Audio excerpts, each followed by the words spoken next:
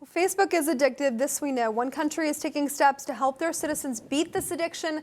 A private clinic is opened for Facebook addicts. Now they're citing that the world underestimates the damage of Facebook addiction compared to the risk of physical drugs. This clinic, which opened in May last month in Constantine, it's in Algeria's east.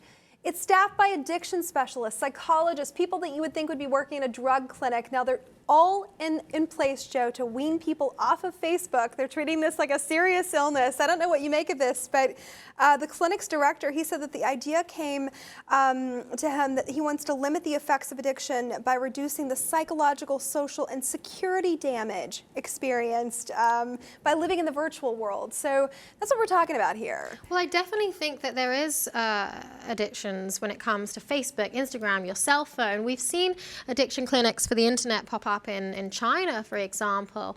And not only do I think that there are addictions to these things, but I also think that, yes, there is psychological damage. You're constantly comparing yourself to other people's virtual lives. There are insecurities that pop up. We're talking about Facebook, people judging you on what you look like. All of this creates insecurities and mental issues amongst people. So yes, I can see problems like this growing and growing as the technological revolution continues. That's a good point, but at the same time, so Algeria has 10 million users on Facebook, and this human development scientist who runs this clinic, he's saying that these addicts are like drugs and alcohol, those who suffer with the addiction to Facebook. But what do you make of the fact that, Algeria, arguably part of, in 2010 to 2012, the Arab Spring was happening. They weren't really a part of that. We saw a clampdown on the use of internet, specifically in countries that were experiencing the Arab Spring.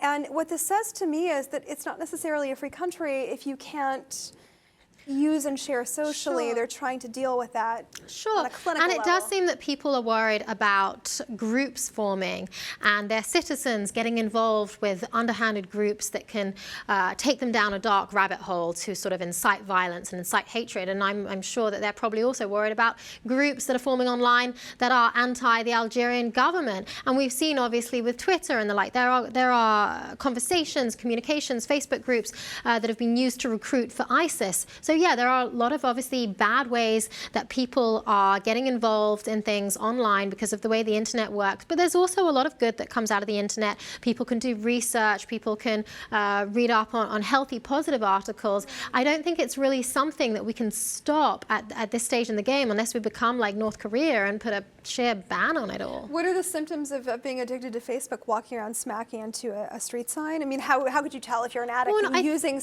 like 24 hours a day? When you start to overuse something, I would imagine that your brain will start to change and develop in different areas that it hadn't developed in before. And I'm sure if they did brain scans of people who are checking their Facebook 100 times a day, which some people sitting in the office are doing, I'm sure that they would see a development of brain patterns over time that literally changes your brain configuration. Addiction to Facebook is what we're talking about here. One Algerian clinic is hoping to combat that. They have 10 million users in their country. One clinic specifically, they're hoping to take on this addiction to blue magic, all in hopes of curbing people's social addiction to Facebook and other social media internet sites.